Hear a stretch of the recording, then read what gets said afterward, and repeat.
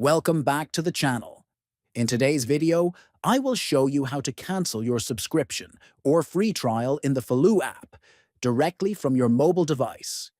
If you are currently being charged or you want to avoid automatic renewal, first, open the Falou app on your mobile phone.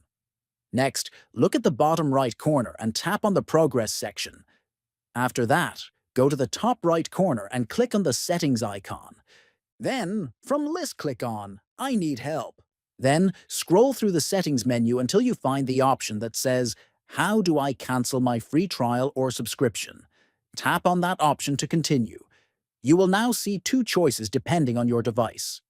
Choose Cancel iOS subscription if you are using an iPhone, or select Cancel Android subscription if you are using an Android device. After selecting the correct option, tap on Cancel a subscription. If you are on Android, you will be redirected to Google Play. Sign in to your Google Play account if required.